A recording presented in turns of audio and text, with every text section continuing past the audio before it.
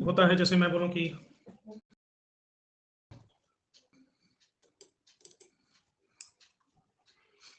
Third person शैली होता है जैसे मैं बोलूं कि मैंने ऐसा बोला, ये फर्स्ट पर्सन हुआ। मैंने बोलूं कि उपमा ने, तुमने ऐसा बोला, ये सेकंड पर्सन हुआ। मैंने बोलूं कि तीसरे किसी व्यक्ति ने ऐसा बोला, ये थर्ड पर्सन हुआ। तो अर्थशास्त्र थर्ड पर्सन शैली में इसलिए लिखा हुआ है क्योंकि अर्थशास्त्र विभिन्न प्राचीन विद्वानों के कथनों का संग्रह है। अब किस विद्वान ने ऐसा बोला, ऐसा कुछ पक्का पता नहीं है, इसलिए चाणक्य इसको बोलते हैं उन्होंने ऐसा कहा। कि इन्होंने ऐसा कहा ये नहीं बताते, या उनके द्वारा ऐसा कहा गया। तो ये शासकों का क्रम है 322 ईसा पूर्व से शुरू होकर के चंद्रगुप्त मौर्य हो चुका है। बिंदुसार से लेकर के बृहदत्त मौर्य तक आज हम कवर करेंगे।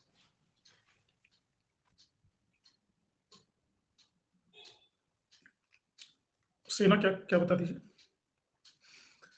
चित्रगुप्त का बेटा है बिंदुसार, बिंदुसार का पुत्र अशोक, अशोक का पुत्र दशरथ, संप्रति, शालिशुक, देववर्मन, शतधन्वन, बृहदत्त मौर्य। इनमें ये तीनों प्राइम इंपॉर्टेंस के हैं और ये तीनों लीस्ट इंपॉर्टेंस के, बाकी 6। 322 बीसी से लेकर के 185 बीसी तक इनका साम्राज्य चलता रहा। सस्मिता, सुशील, पूनम।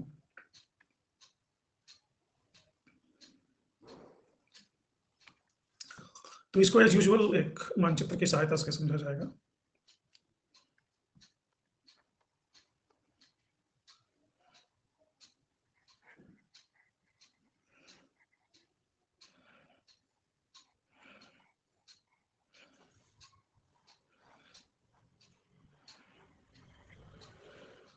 हेलो शुभम ज्योति।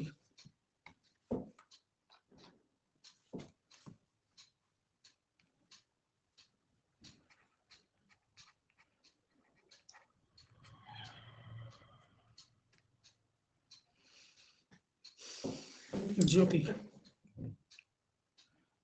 तो ये हम पहले भी डिस्कस कर चुके हैं कि ये जो इलाका है पंजाब से लेकर के फारस समेत और सीरिया, मिस्र, कहाँ भेजा है नीतू? यहां पर यूनानी क्षत्रप जो सिकंदर के द्वारा नियुक्त थे वो शासन करते थे।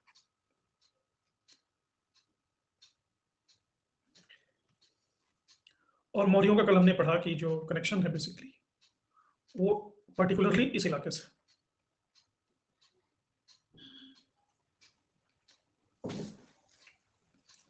यहां तक भी कहा गया कि ये बुद्ध के शाक्य कुल से संबंधित है।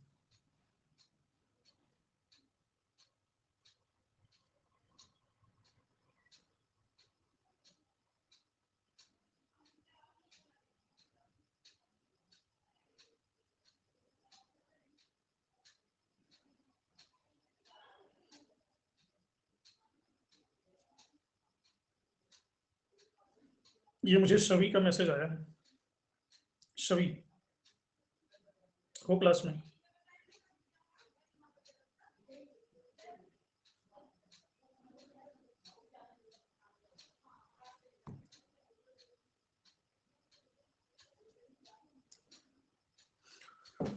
चलिए, हेलो मनमन। प्राचीन क्षत्रिय कबीले के हिस्से हैं मौर्य।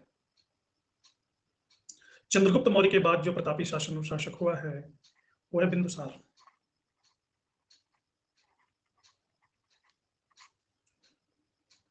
हेलो ब्यूटी पवित्रा।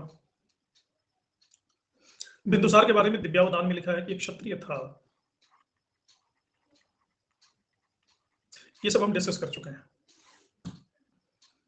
लेकिन बिंदुसार जब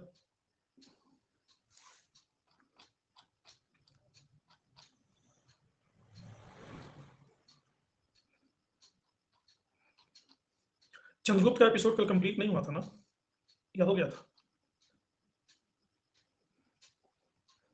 हाँ रंजनी बिल्कुल सही। तो भाई हम बिंदुसार की बात नहीं करेंगे, अभी तो चंद्रगुप्त की ही बात चल रही है।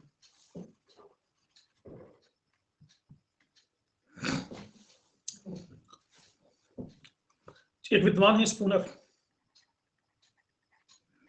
यही एकमात्र विद्वान है जो चंद्रगुप्त को बताते हैं फारसी।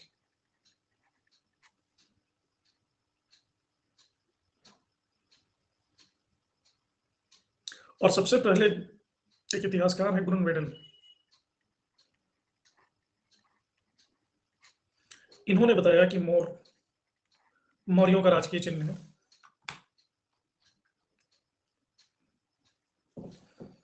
चंद्रगुप्त मौर्य को चाणक्य प्रशिक्षण दे रहा है तक्षशिला में, और इसी दौरान जब चाणक्य तक्षशिला में प्रशिक्षण दे रहा है, उसी समय सिकंदर का आक्रमण हो रहा है भारत पर।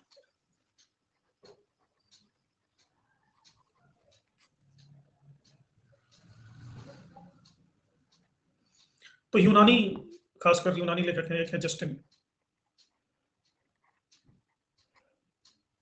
और दूसरे हैं प्लूटार्क। इन्होंने लिखा है कि चंद्रगुप्त और अलेक्जेंडर, इन दोनों की हुई थी मुलाकात, और अलेक्जेंडर से चंद्रगुप्त ने नंदों के विरुद्ध सहायता की याचना की थी कि हमको सहायता दीजिए और हम तख्ता पलट देंगे। अलेक्जेंडर ने चंद्रगुप्त से कहा कि भाई साहब, यही तो पलटते हुए हम चले आ रहे हैं मैसिडोनिया से, अब यहां हम आपको क्यों सहायता दें, हम खुद नहीं पलट लेंगे। चंद्रगुप्त ने कहा कि आप पलट नहीं पाओगे, क्योंकि भारत की परिस्थितियां क्या हैं इसके बारे में आपको पता नहीं है। तो प्लूटार्क लिखता है कि चंद्रगुप्त के इस संगीता चंद्रगुप्त के इस बड़बोलेपन से अलेक्जेंडर चढ़ गया और चंद्रगुप्त को सजाए मौत का आदेश दे दिया। लेकिन चंद्रगुप्त ने अलेक्जेंडर की आंखों में धूल झोंक करके भाग गया और छुप छुप करके सिकंदर की सैन्य व्यवस्था की इसने जानकारी प्राप्त की। राय चौधरी कहते हैं कि जैसे मेवाड़ के शासक राणा सांगा ने अफगानों को कुर्सी से, गद्दी से उतारने के लिए बाबर को इनवाइट किया था, उसी तरह से चंद्रगुप्त मौर्य ने भी सिकंदर को इनवाइट किया था।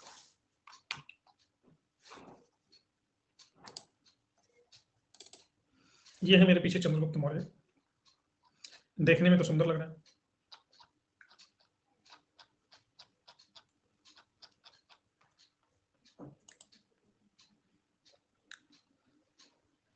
लेकिन हमें यह सम्राट से ज्यादा बौद्ध भिक्षु लग रहा है।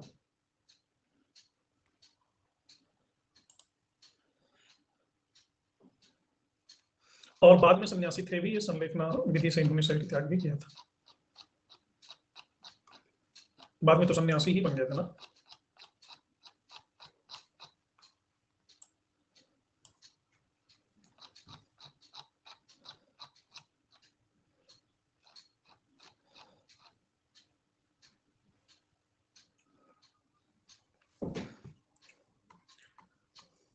इनके बारे में एक किताब है महावंश, जो श्रीलंका का इतिहास है।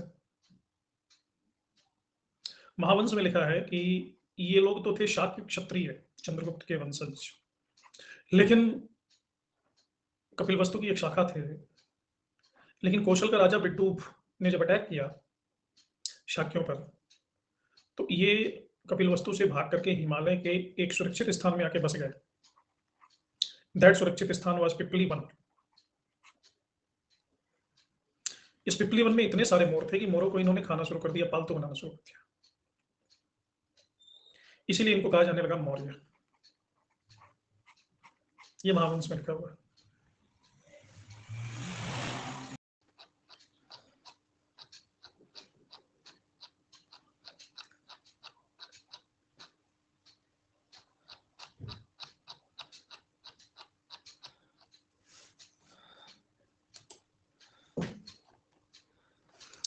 हाँ, अशोक को भी अपने पिता की तरह, यानी अपने बाबा की तरह मोर का मांस बड़ा प्रिय था, और अशोक को शिकार का भी बड़ा शौक था। खासकर जब शिकार पे जाते थे तो हिरन मार के खिलाते थे, और डिनर में हिरन ही खाते थे। इवन बौद्ध धर्म का जब प्रचार प्रसार करने लगे तो भी हिरन ही खाते थे।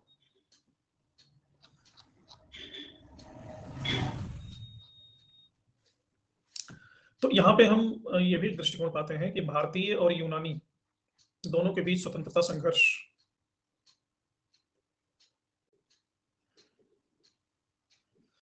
पता नहीं, मांस तो मैंने कभी खाया नहीं किसी का।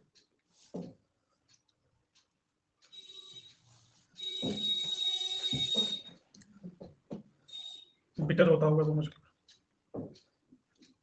चंद्रगुप्त मौर्य 322 ईसा पूर्व में गद्दी पे बैठा। हाँ जी, आपको इसमें भी कोई संदेह है? और इसके 3 नाम यूनानी ग्रंथों में मिलते हैं, सेंड्रोकोट्स, एंड्रोकोट्स, सेंड्रोकोप्टस। स्ट्रैबो एरियन जस्टिन कहते हैं सेंड्रोकोट्स, एपियानस प्लूटार्क एंड्रोकोट्स, नियार्कस सेंड्रोकोप्टस। तो ये कहानी सभी जानते होंगे कि चाणक्य धनानंद से मिला था और कह रहा था कि भाई विदेशी आक्रमणकारी हमारी सीमाओं पे घूम रहे हैं, और धनानंद ने चाणक्य का मजाक उड़ाया। चाणक्य ने अपनी चोटी खोल दी और कहा कि तुम्हारे सिंहासन को तुमको विनष्ट कर दूंगा, तभी दोबारा ये चोटी मांगूंगा। चाणक्य वहां से आहत हृदय से निकले और तक्षशिला की तरफ नहीं गए, विंध्याचल की तरफ गए, और ऐसे व्यक्ति को खोजने लगे जो क्षत्रिय हो और इनका तख्ता पलट दे। विंध्याचल के जंगल में इनको चंद्रगुप्त मिल गया।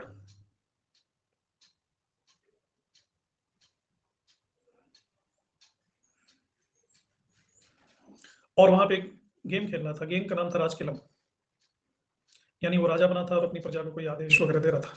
चाणक्य इनको छुप के देखा, सुना, और चाणक्य इनके मम्मी पापा के पास गया, माँ के पास गया, मुरा के पास, बोला कि मैं तुम्हारे बेटे को ले जा रहा हूँ। मम्मी ने बोला कितने चलिए, बोला मैं इसको इंसान बनाऊंगा, इसके अंदर राजकीय गुण है, और आपको भरण पोषण के लिए मैं 1000 सोने की मुद्राएं देता हूं, और एक दिन देखना तुम्हारा बनेगा। तो यहां से तक्षशिला ले गया और तक्षशिला में इसको 8 साल तक पढ़ाया।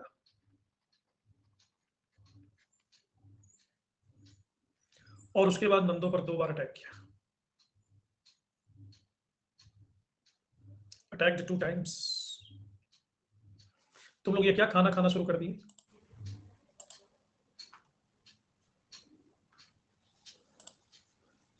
मैं शाकाहारी हूं, मैं मांसाहारी हूं, क्या ये?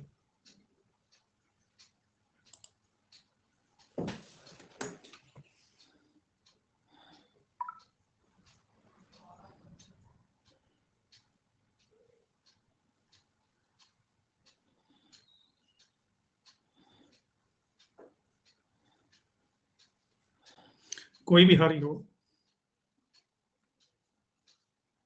लेकिन ये मत भूलना कि पहले तुम नारी हो, और जब तक नेट न निकले तब तक बेचारी हो।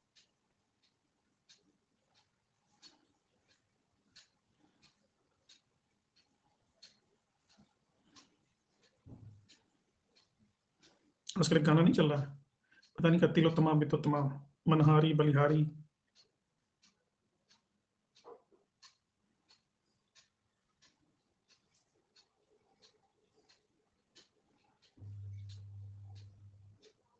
श्रीलंका का है वो, उसमें पता नहीं क्या है, मैं तो उसको स्वदेशी समझ के सुनता रहा।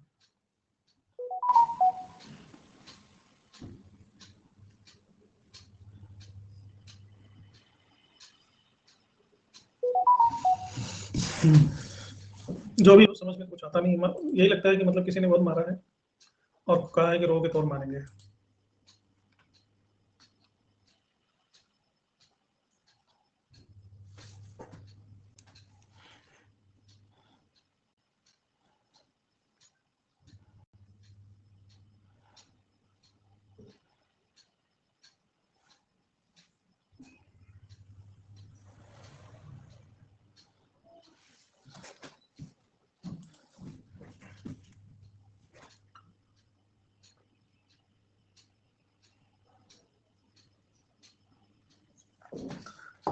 मुझे लगा कि श्रीलंका में दूसरे प्राइम मिनिस्टर है, भारत के अलग है, तो विदेश होगा तभी तो 2 प्राइम मिनिस्टर हैं। श्रीलंका भी अपना ही देश है क्या?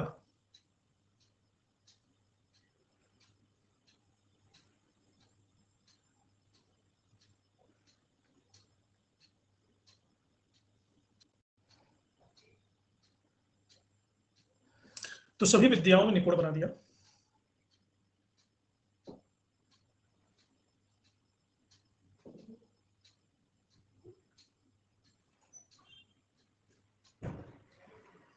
नहीं, विदेशी होने की फीलिंग सीता जी को, राम जी को आई थी, उसके बाद नहीं किसी को आई। पहला अटैक इसने चाणक्य के नेतृत्व में मगध पर किया, फर्स्ट अटैक, लेकिन बुरी तरह से हार गया। चाणक्य आगे आगे भागा, चंद्रगुप्त पीछे पीछे भागा, गुरुदेव गुरुदेव करते हुए।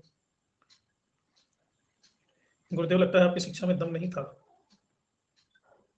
चाणक्य ने बोला, अभी भागो और भागने दो।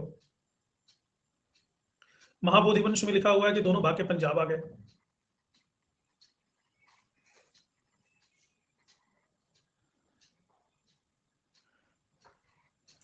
पंजाब में मैं तो मिला नहीं उनको, तो किसी अननोन जगह पे वो रात में घर अतिथि के रूप में विश्राम करने लगे। तो जब शाम को डिनर परोसा गया तो थाली में एक रोटी थी। माँ अपने बेटे को रोटी खिला रही थी, तो उसका बेटा उस रोटी को बीच से तोड़ के खा रहा था। तो उसका हाथ जल गया, रोटी कभी बीच से खाए तोड़ के, हाथ जल गया। तो माँ क्या कहती है डांटते हुए कि तू भी वही गलती कर रहा है जो कौटिल्य ने की। उसने भी पहले अटैक कर दिया बीच में, मगध में उसकी राजधानी, बिना जानते हुए भी कि वहां कौन रहता है, ड्यूटी रहती है, पाटलिपुत्र पे अटैक कर दिया। पहले किनारे किनारे रोटी को किनारे से तोड़ना चाहिए, फिर बीच वाला खाना चाहिए। तो चाणक्य को, चंद्रगुप्त को पहले उसके बॉर्डर को जीतना चाहिए था। अब उसको पता नहीं था कि हमारे घर में ही दोनों मेहमान बन के बैठे हैं। चाणक्य ने चंद्रगुप्त से कहा, सुन लो चेला। चंद्रगुप्त ने कहा, जी गुरु जी। अब पता चला हमसे कहाँ मिस्टेक हुई हुआ, पहले मैं केंद्र पे अटैक मार दी।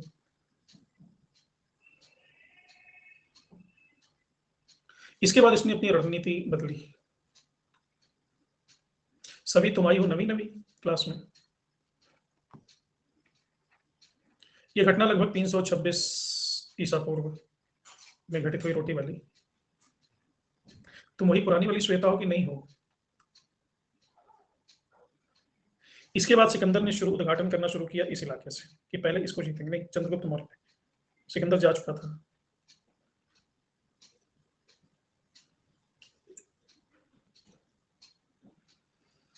तो ये घटना कई ग्रंथों में मिलती है, जैसे महावंश। महावंश पर एक टीका लिखी गई है 10वीं शताब्दी में, वंशत्थ प्रकाशिनी।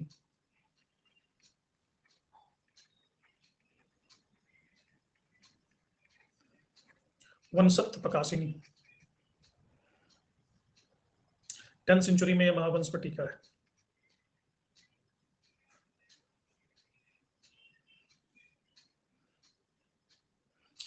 इसमें लिखा है, विशाखा दत्त की मुद्रा राक्षस, सोमदेव की कथा, सरित सागर, विष्णु पुराण पे टीका। विष्णु पुराण पे एक टीका लिखी गई है, रत्नगर्भ की टीका है। और मुद्रा राक्षस के एक टीकाकार है, उनका नाम है धुंडीराज। धुंडीराज टीका लिखने के चक्कर में अपना नाम रखना भूल गया ठीक से। बहुत सारी रचनाएं हैं। मुद्रा राक्षस कथा, अनंत कवि ने लिखा है राक्षस पूर्व कथा। विष्णु पुराण पर रवि नर्तक की टीका है, चाणक्य कथा। हाँ, टीकाकार की विशेष क्लास लेना पड़ेगा।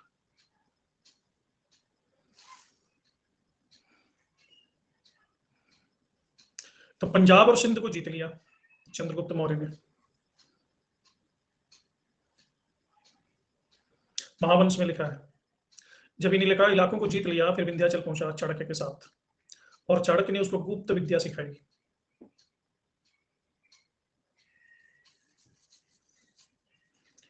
आठ सिक्के को 80 सिक्का कैसे बनाना है, यानी एक करसापण को 8 करसापण बनाएंगे। इस तरह से 80 करोड़ करसापण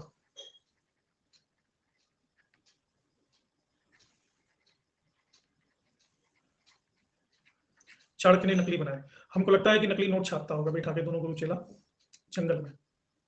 जब 80 करोड़ नकली नोट छाप लिए, तो डीडी गोस्वामी कहते हैं कि सबसे पहले मुद्रा का अवमूल्यन, यानी जिसको कहते हैं ना डीमोनेटाइजेशन, ये मोदी जी ने नहीं किया था, चाणक्य ने किया था।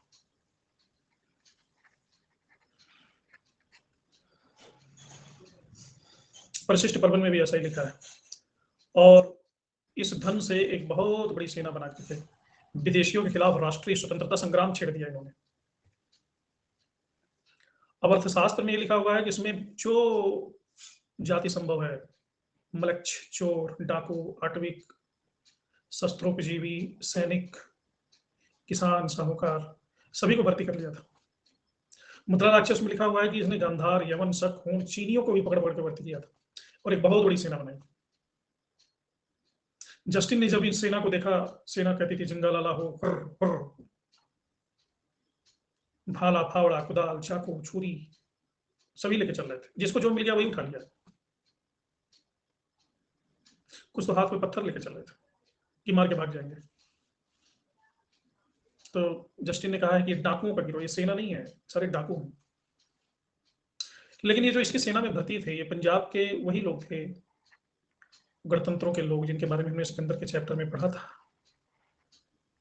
और ये चाहते थे कि ये किसी तरह से यूनानी यहां से भागे।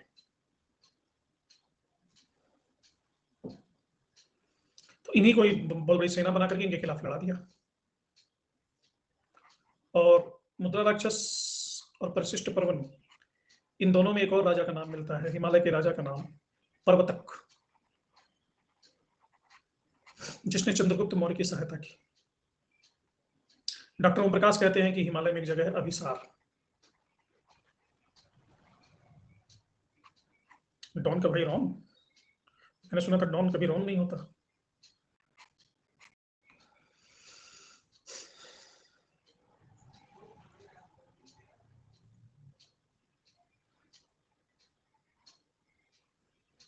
तो चंद्रगुप्त ने बड़ी बुद्धिमानता से काम किया, सिकंदर के दुश्मनों को सिकंदर के खिलाफ लड़ा करके और हीरो खुद बन गया, पंजाब और सिंध को स्वतंत्र करा लिया।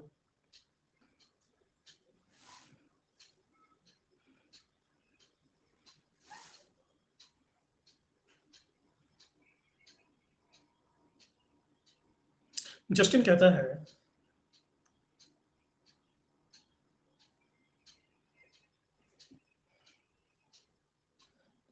कि कैरी मिनाती कौन है, कि सिकंदर की मौत के बाद भारत ने अपनी गर्दन से दास्ता का जुआ उतार फेंका और गवर्नरों की हत्या कर दी। इस स्वतंत्रता का नायक था सैंड्रो कोट्स। और 317 ईसा पूर्व में पश्चिमी पंजाब में अंतिम यूनानी कमांडर था यूडेमस, उसको भी धक्के मार के भारत से बाहर निकाल दिया गया। और 315 ईसा पूर्व 317 ईसा पूर्व तक संपूर्ण सिंध और पंजाब पर चंद्रगुप्त का अधिकार हो चुका था।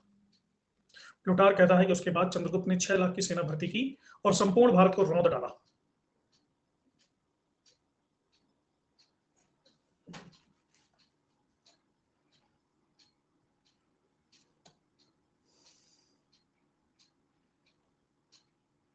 संपूर्ण भारत को नहीं रोकना चाहिए था। इसके बाद दूसरी पारी लगाई मगधों पर।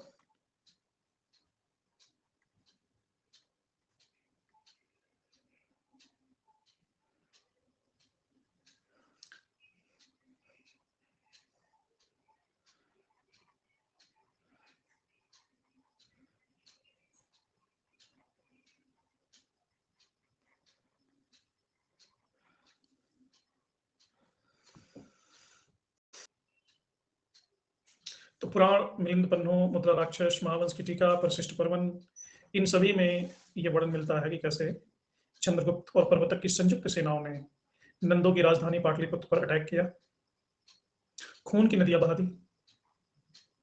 नंद नरेश था धनानंद और उसका सेनापति था भद्रशाल। इन दोनों का इन सेनाओं ने मार मार के कर दिया बुरा हाल। 80 बार लड़ाई हुई, 80 बार मुठभेड़ हुआ मतलब। और धनानंद का अमात्य था शक्टार। ये चंद्रगुप्त की सेना के खिलाफ नंद की सेना को ललकारता खूब था, लेकिन कह रखा था चिल्लाना पूरी ताकत से, लेकिन तलवार नहीं चलाना। तो इसने अप्रत्यक्ष सहायता भी की चंद्रगुप्त मौर्य की। महावंश टीका में लिखा हुआ है कि धनानंद को मैदान में ही मार डाला गया, जबकि परिशिष्ट पर्वन लिखता है कि उसने सरेंडर किया, उसको जीवन दान दे दिया गया और पाटलिपुत्र अपने परिवार समेत छोड़ देने को कहा गया। और 322 ईसा पूर्व में चंद्रगुप्त शासक बना। जब चंद्रगुप्त मौर्य शासक बना तो ये पूरा इलाका इसके आधिपत्य में आ गया। और इसकी जो आखिरी सीमा छू रही थी वो सीरिया से छू रही थी। और सीरिया में एक सिकंदर का सेनापति राज्य कर रहा था, सेल्यूकस। ये अपने आप को कहता था विजेता। इसने टाइटल रखा था निकेटर। निकेटर का मतलब होता है विजेता।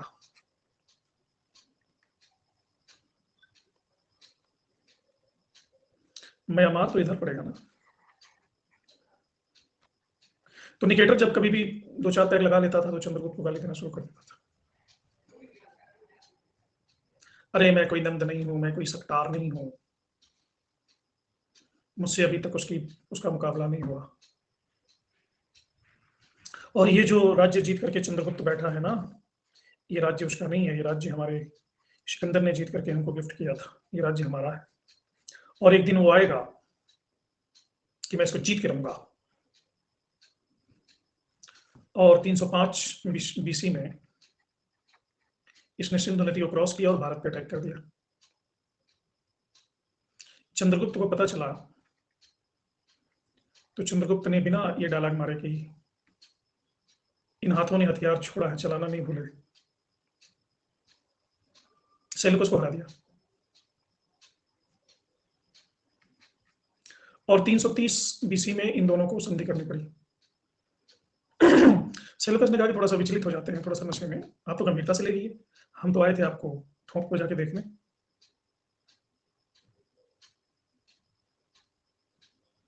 तो इस संधि का विवरण दिया है स्ट्रैबो, एपियानस और प्लूटार्क।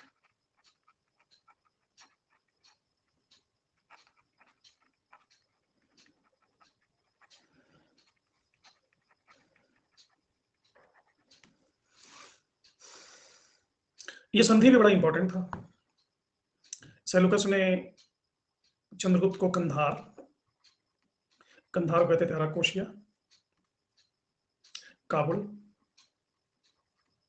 पेलोपोनेस डाई एरिया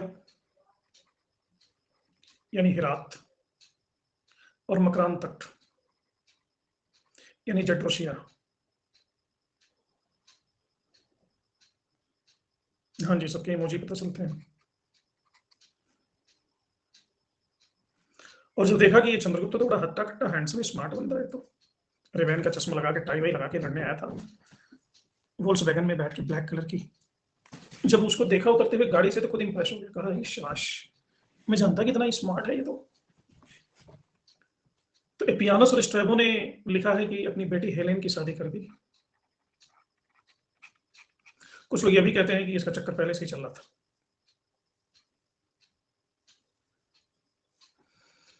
लेकिन ये फर्स्ट इंटरनेशनल मैरिज था, और इस इंटरनेशनल मैरिज को सबसे पहले इतिहास में लिपिबद्ध किया विसेंट स्मिथ ने।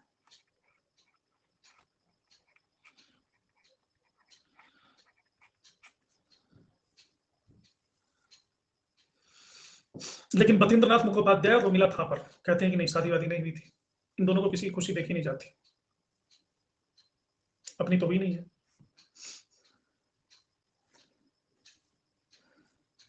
और रिसर्च करके बताया है कि हेलेन और चंद्रगुप्त की शादी ही नहीं हुई थी।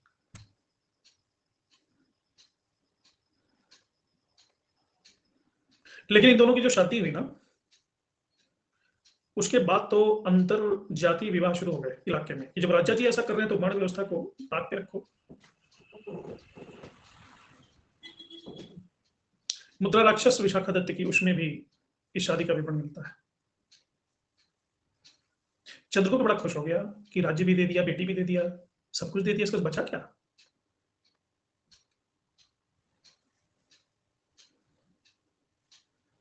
जाके सेल्यूकस से बोलता है कि आप यार, आपको मैंने दो चार झापड़ा नहीं मार दिया, इतने आप अच्छे इंसान हो, कोई अपनी बेटी थोड़ी ना देता किसी को, दुश्मन को।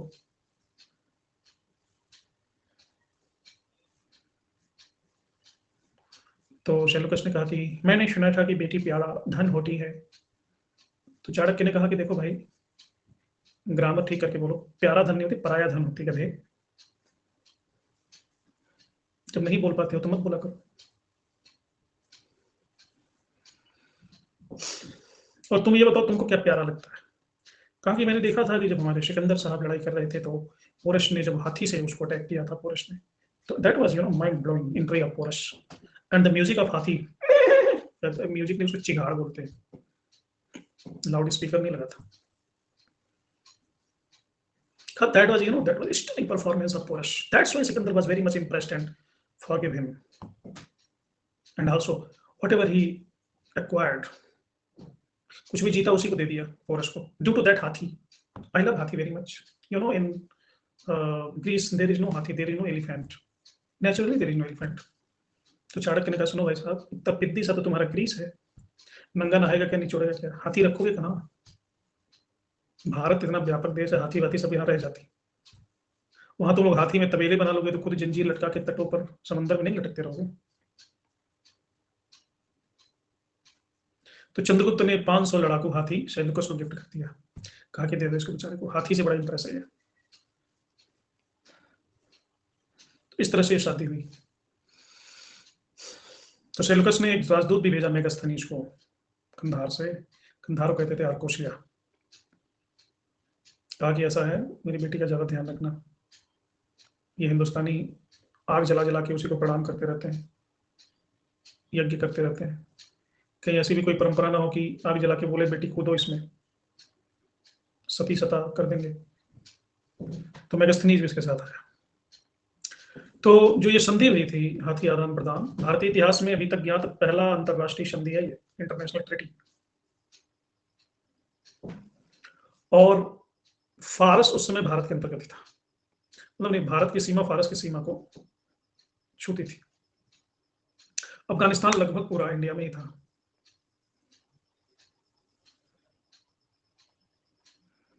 मेगास्थनीज के विवरण के आधार पर एरियन एक जगह लिखा है कि भारतीय राजाओं के अंदर जो न्याय की भावना है ना,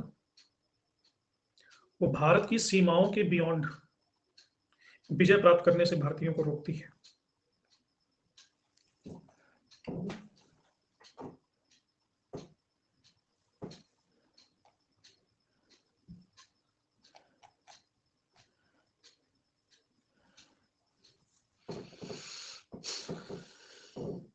इसके बाद विसेंट स्मिथ ये लिखते हैं कि चंद्रगुप्त जब सेल्यूकस को जीत लिया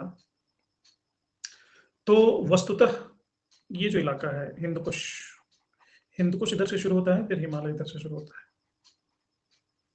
और इधर नदियां हैं, नाना प्रकार की नदियां हैं, और ये समुद्र है.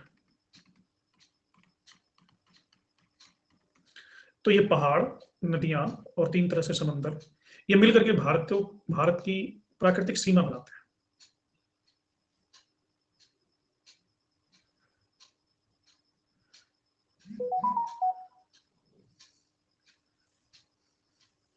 तुम लोग पढ़ाई पे ध्यान मत देना, हाथी का दूध पियो. अब एग्जाम में सबके तोते हो गए थे. इतनी बड़ी सीमा अभी तक जो चंद्रगुप्त के टाइम में थी वो दोबारा कभी नहीं हुई.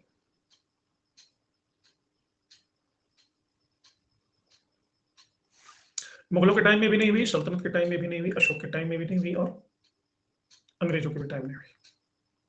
और तो और इस भारत के दक्षिण में नेचुरल डिवाइडर भी है, विंध्याचल, ठीक बीचों बीच में.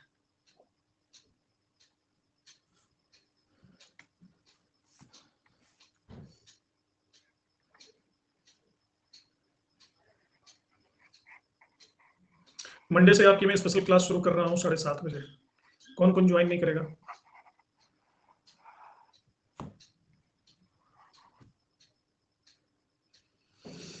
अशोक के समय कम हो गया था. अशोक के समय जो वो अफगानिस्तान वाला इलाका था वो कम हो गया था, बिंदुसार के समय ही हो गया था. तो अभी तक हमने देखा कि यह जो इलाका है इसको जीत लिया.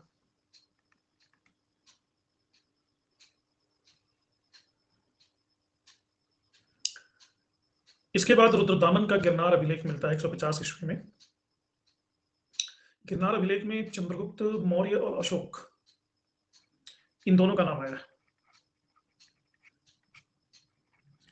और इसी से पता चलता है कि चंद्रगुप्त मौर्य ने उत्तर गुजरात में सुदर्शन झील का निर्माण करवाया था.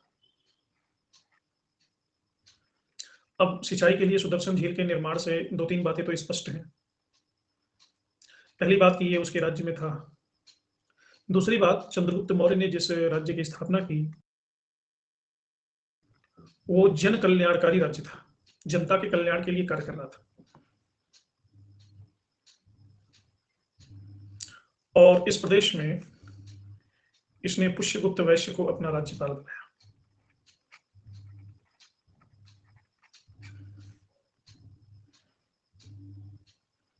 राज्यपाल को राज्यपाल नहीं कहते थे, मौर्य काल में राज्यपाल को कहते थे राष्ट्रीय। इसी तरह से महाराष्ट्र में एक जगह है सोपारा, थाना जिला महाराष्ट्र में। सोपारा से अशोक का अभिलेख मिला है। तो इससे भी स्पष्ट होता है कि महाराष्ट्र भी मौर्यों के अधीन था। साउथ इंडिया में कर्नाटक और आंध्र प्रदेश, यहां से अशोक के बहुत सारे अभिलेख मिले हैं। हालांकि अशोक ये नहीं कहता है कि दक्षिण भारत में उसने विजय किया था, लेकिन मैसूर तक चंद्रगुप्त मौर्य ने विजिट कर लिया था। क्यों? क्योंकि 14वीं शताब्दी में मैसूर में एक अभिलेख मिला है और उसमें उल्लेख मिलता है कि शिकारपुर तालुके की रक्षा, उत्तरी मैसूर में ये जगह है शिकारपुर, ये शिकारपुर तालुके की रक्षा मौर्यों के अधीन थी। और जैन परंपरा में चंद्रगुप्त मौर्य द्वारा कर्नाटक में श्रवणबेलगोला और चंद्रगिरी पहाड़ी कर्नाटक पर तपस्या करने का उल्लेख मिलता है। यहाँ पे चंद्रगिरी पहाड़ी है, यहाँ पर इन्होंने तपस्या किया था। संगम लेखक है मामूल नाम, जहां के बारे में कहीं जानकारी नहीं मिलती है, वहां ये बोल पड़ते हैं। इनका नाम तो लगता है कि मामूली व्यक्ति है, मामूली नहीं है, ये यूजीसी नेट के दिलों पर ये राज करते हैं। इन्होंने किताब लिखी है आहना नेहरू।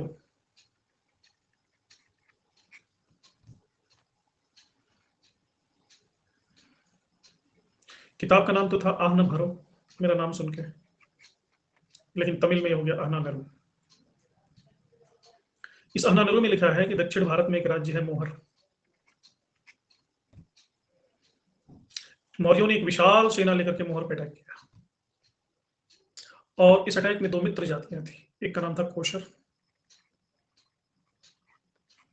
और दूसरे का नाम था वाडगर। इन दो जातियों ने इनकी हेल्प की। किसकी हेल्प की?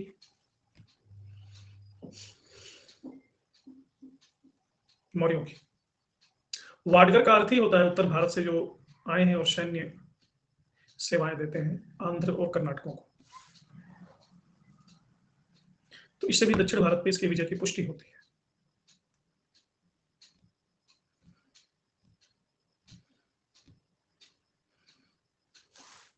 तो एक तरह से हम देखते हैं कि बिल्कुल बॉटम वाला पांड्य राज छोड़ करके संपूर्ण आर्यावर्त जम्बूद्वीप भारत खंडे चंद्रगुप्त के अधीन था। और जस्टिन और प्लूटार्क भी यही कहते हैं। मुद्रा राक्षस में चंद्रगुप्त के साम्राज्य को कहा गया है चतुर्समुद्र पर्यंत, लेकिन मुद्रा रक्षा सभा कभी भी बोला है, सही नहीं बोला है। चतुर्समुद्र पर्यंत, चार समुद्र कहाँ है? तीन ही समुद्र है ना, एक हिंद महासागर, एक गंगा सागर, एक अरब सागर। लेकिन इससे तो पता ही चलता है कि तीनों समुद्र की सीमाओं के अंतर्गत था। तो कुल मिलाजुला के उत्तर पश्चिम में ईरान से लेकर के इधर हिंदुकुश पर्वत, इधर मगध, सौराष्ट्र, शुपारा, ये सब चंद्रगुप्त की सीमा के अंतर्गत था। और इसकी राजधानी थी पाटलिपुत्र।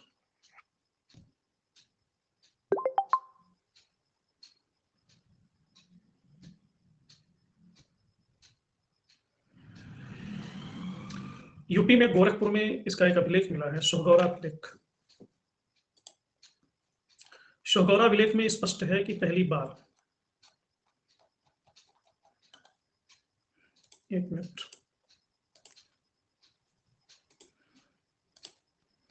राशनिंग प्रणाली को इन्होंने प्रश्रय दिया। राशनिंग प्रणाली समझते हो?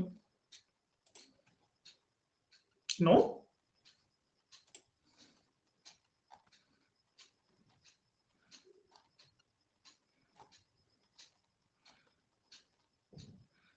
राशन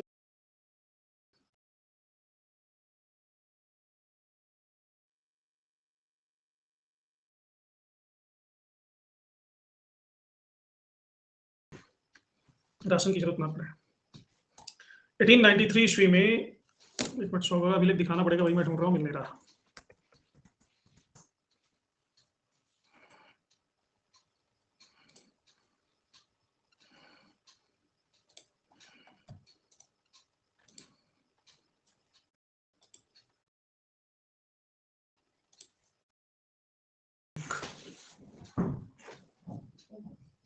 अठारह सौ 93 ईस्वी में एक कांसे के प्लेट पे लिखा हुआ है, 4 पत्तियां हैं, इसमें 4 पत्तियां दिख रही होंगी आपको, और इस पे जो लैंग्वेज लिखी है ये प्राकृत लैंग्वेज है।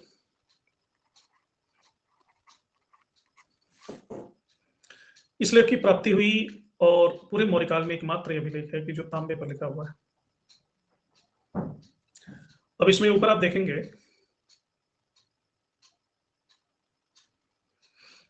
ऊपरी हिस्से पर, इस इलाके पर गौर फरमाइए। यहां पे अर्धचंद्राकार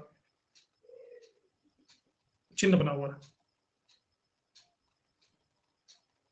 केपी जायसवाल कहते हैं कि ये मौर्यों का राजकीय चिन्ह है।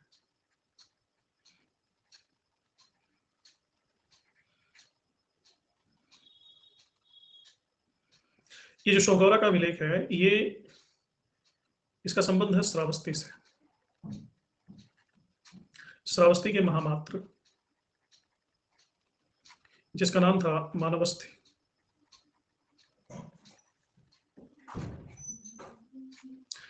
मानवस्थी ये जगह का नाम है, सॉरी, श्रावस्ती में मानवस्थी एक जगह का नाम है। उस जगह से इस आदेश को भेजा गया था।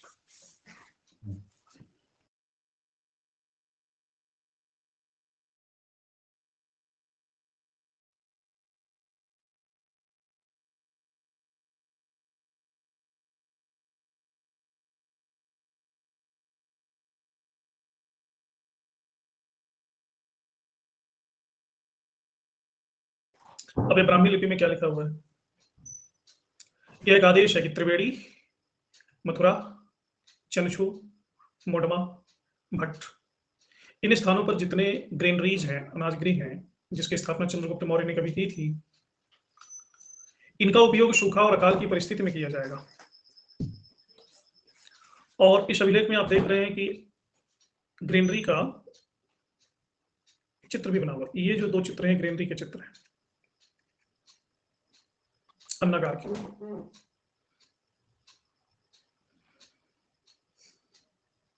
और ये बगल में अनाज उगाते हुए भी दिखाया गया। अच्छा, बगल में अकाल का प्रतीक भी दिखाया गया है। इस गमले में देखिए ये पत्तियां दिख रही हैं, और इस वाले गमले में पत्तियां नहीं दिख रही हैं, यानी ये पेड़ सूख गया है।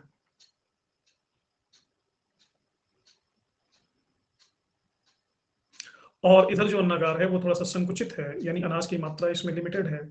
लेकिन जैसे ही अकाल पड़ा है, अन्नागार थोड़ा सा बढ़ गया है, बड़ा हो गया है इसका साइज। उसमें पिक्टोरियल लैंग्वेज हुआ करती थी। तो प्रतीकों के माध्यम से ये समझाने की भी कोशिश की गई है अकाल की स्थिति को।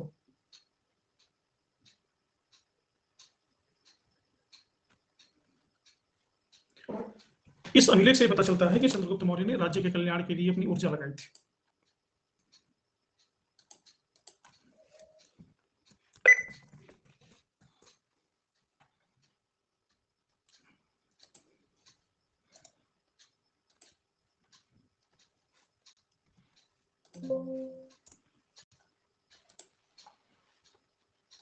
दूसरा एक इंपॉर्टेंट अभिलेख है जो प्री अशोकन पीरियड का है, दैट इज महास्थान।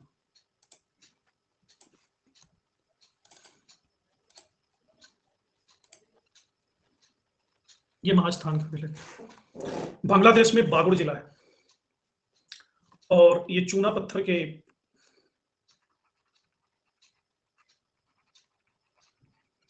एक टुकड़े पर लिखा गया है। इसमें कुल 7 लाइन्स हैं। ब्राह्मी लिपि है,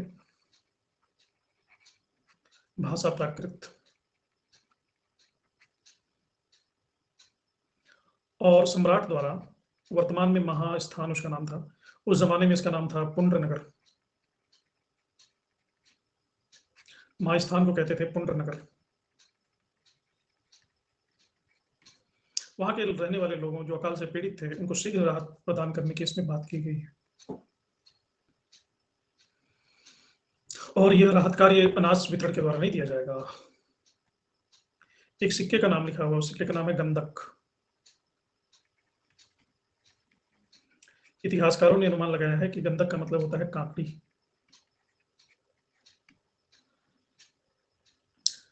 और ऋण प्रदान किया जाएगा, अनुदान नहीं दिया जाएगा, कर्ज दिया जाएगा। अगर इससे काम नहीं चलता है तो फिर इसमें यह भी लिखा है कि दूसरे चरण में अन्नागार से अनाज बांटा जाए फ्री। अब इस अभिलेख से दो चीजों की पुष्टि होती है। पहला तो बंगाल चंद्रगुप्त मौर्य के आधिपत्य में था, क्योंकि विदेशियों के लिए अकाल निर्माण कार्य में, अकाल राहत कार्य नहीं चलाए जाते। दूसरा, यहां पे भी राज्य के एक लोकोपकारी प्रवृत्ति के दर्शन होते हैं।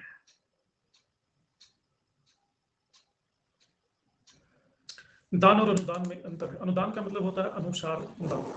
अनुदान हमेशा जरूरत के मुताबिक होता है, दान जरूरत के मुताबिक नहीं होता। जैसे हमने किसी को भी दान कर दिया, लो कुछ भी उठा के दे दिया, घर में अनाज, ज्यादा अनाज दे दिया, चावल दे दिया, हम इसमें ये ख्याल नहीं करते कि उसको जरूरत भी है चावल की। हो सकता है वो चावल के ढेर पे ही बैठा हो और सोच रहा हो कि हमारे घर में इतने सारे चावल हो गए हैं, हम इसको बेच रहे हैं। ये हो गया दान। इसमें हमको अगले की स्थिति का बोध नहीं होता। अनुदान का मतलब होता है अगला की रिक्वायरमेंट क्या है, उसको पैसे की जरूरत है तो हम पैसा देंगे। अनुदान को दक्षिणा भी कहते हैं। दान दक्षिणा एक शब्द है ना। दान का मतलब होता है अपने मन का देना, दक्षिणा का मतलब होता है उनके मन का देना। तो यहां तक बात समझ में आई गुप्तकाल की। यही सब माइन्यूट फैक्ट्स जब पूछे जाते हैं तो तोते उड़ जाते हैं। इसलिए अपने तोते को संभाल के रखें। आदित्य जी क्लास में नहीं है?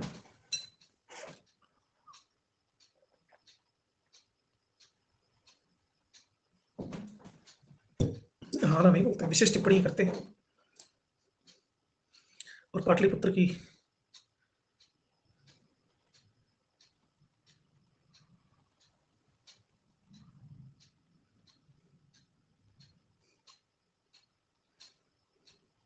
पहले तो तुम साइलेंट को साइलेंट ही मत लिखा करो और क्यों को कुआं मत लिखा करो, अर्थ का अनर्थ कर देती हो। मुझे भी कई बार तुम कुआं कुआं कह चुकी हो।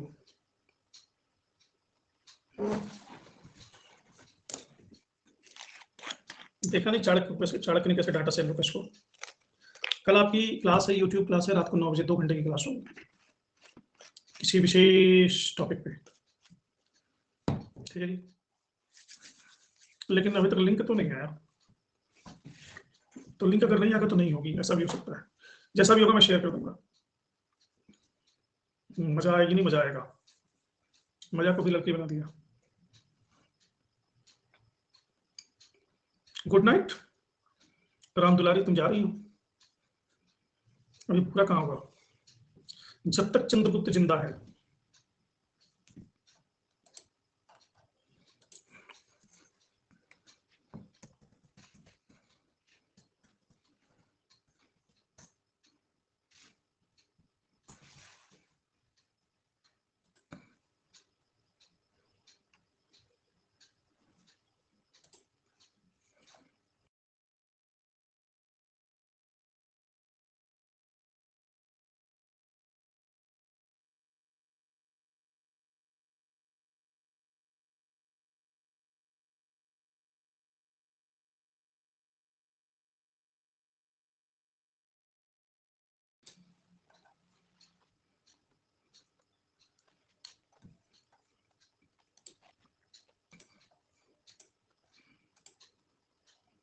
अरे रुको, गुड नाइट गुड नाइट।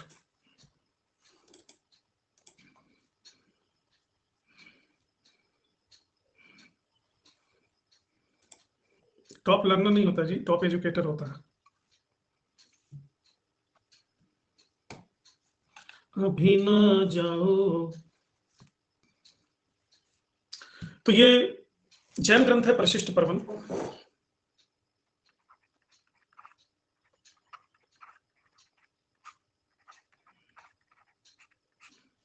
इसके अनुसार जीवन के अंतिम समय में चंद्रगुप्त ने जैन धर्म स्वीकार कर लिया और 12 साल का काल पड़ा। 12 साल अकाल। और अकाल से निपटने की चंद्रगुप्त ने भरपूर कोशिश की। जैसे हमने देखा कि सुदर्शन झील, शौगौरा, महास्थान अभिलेख, इससे इनकी पुष्टि होती है। लेकिन 12 साल तक कोई थोड़ी ना निपट सकता है। फिर इसी अकाल से चंद्रगुप्त को नश्वरता का ज्ञान हो गया और जैन धर्म अपना लिया और जैन संत थे भद्रबाहु। भद्रबाहु और इनके 12,000 शिष्य थे। इनके साथ इस स्थान पे आकर रहने लगा। ये चंद्रगिरी श्रवण बेलगोला मैसूर कर्नाटक में तपस्या करने लगा।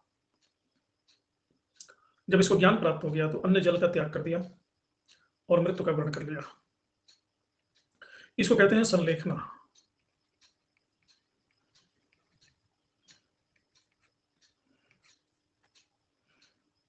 बृहत कथा कोश, भद्रबाहु चरित्र, राजवली कथा, मुनिवंशाभ्युदय, इन 4 किताबों से इसकी जानकारी मिलती है।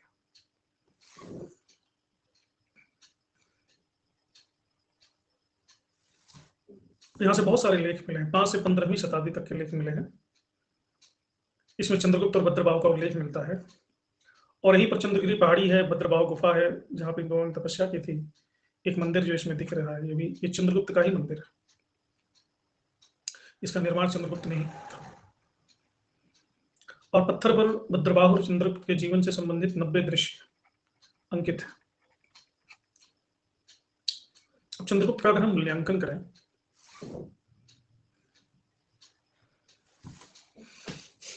तो मौर्य शासकों में सबसे ज्यादा सैन्य विजय किया चंद्रगुप्त मौर्य ने।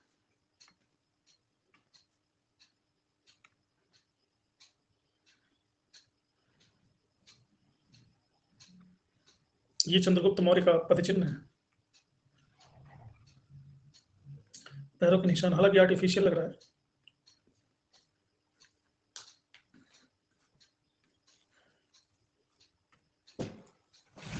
बाद में बनाया हुआ। तो साम्राज्य का निर्माण, कुशल प्रशासन, प्रथम ऐतिहासिक सम्राट, चक्रवर्ती सम्राट प्रथम, भारतीय स्वतंत्रता संग्राम का प्रथम नायक, भारत का मुक्तिदाता। आर.के. मुखर्जी कहते हैं बृहत्तर भारत का निर्माता। मौर्यों ने जो प्रशासनिक व्यवस्था दी, जो आने वाली सदियों में प्रत्येक साम्राज्य की प्रशासनिक व्यवस्था वही रही, सभी साम्राज्य के प्रशासनिक व्यवस्था का आधार थी। और निश्चित ही कौटिल्य की सूझबूझ का परिणाम थे। कौटिल्य की सबसे बड़ी विशेषता तो ये देखी जा सकती है कि कौटिल्य ने चंद्रगुप्त मौर्य को के धर्म को नहीं छेड़ा। आज जो हम कहते हैं लोकोपकारी शासन कि गवर्नमेंट को पब्लिक वेलफेयर करना चाहिए, इसका पहला उदाहरण चंद्रगुप्त ने दिया था। सुदर्शन झील, महास्थान, सौगौड़ा। राशनिंग सिस्टम एक बहुत बड़ी खोज थी, हम अलाउद्दीन खिलजी को जानते हैं, लेकिन ये चंद्रगुप्त मौर्य की खोज है। राशनिंग सिस्टम का मतलब ये होता है कि एक निश्चित मात्रा में अनाज देना। अकाल के समय अकाल की व्यवस्था का भी इसने ही शुरू किया था। इसके अलावा इन्होंने एक विशाल राज्य मार्ग की व्यापारिक दृष्टि से निर्माण किया। कौन सा राजमार्ग था वो?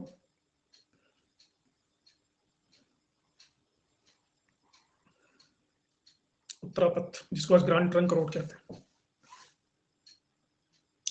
और ये माइलस्टोन की जो हम परंपरा देखते हैं ना, ये इस पर उत्तरापथ पर चंद्रगुप्त मौर्य ने ही अंकित कराया था।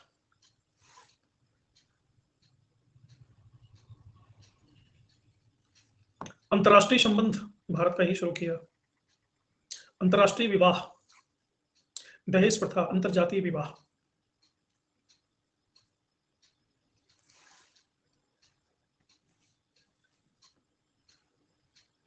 इसके बाद आते हैं बिंदुसार। बिंदुसार के बारे में, चंद्रगुप्त मौर्य के बारे में कंप्लीट नॉलेज, इसके अलावा चंद्रगुप्त मौर्य के बारे में और कोई जानकारी उपलब्ध इतिहास के पास नहीं है तो बताओ।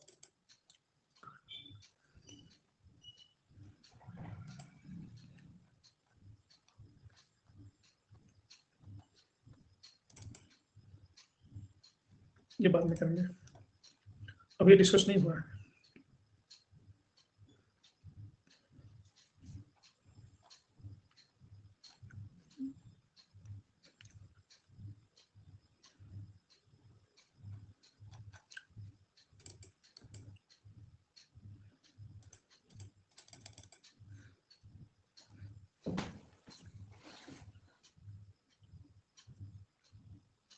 कौन सा सॉन्ग है? बरसों पुराना ये आना एक पल में क्यों टूटा, साथी हमसे क्यों रूठा।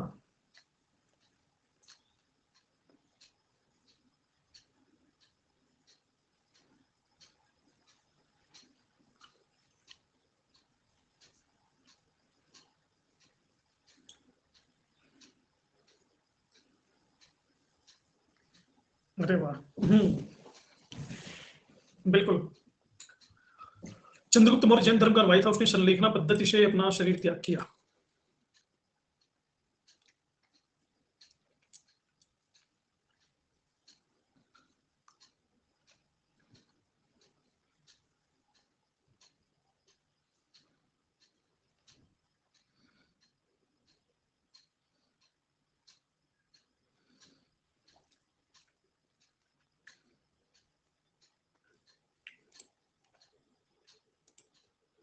चलिए, तो आपका समय समाप्त हुआ। सभी को नमस्कार, शुभरात्रि। कल हम बाकी फिनिश कर देंगे और संडे एंजॉय कीजिए, परिवार के साथ घूमिए फिरिए, मौज मस्ती कीजिए। एग्जाम के बाद थोड़ा फुर्सत मिला है।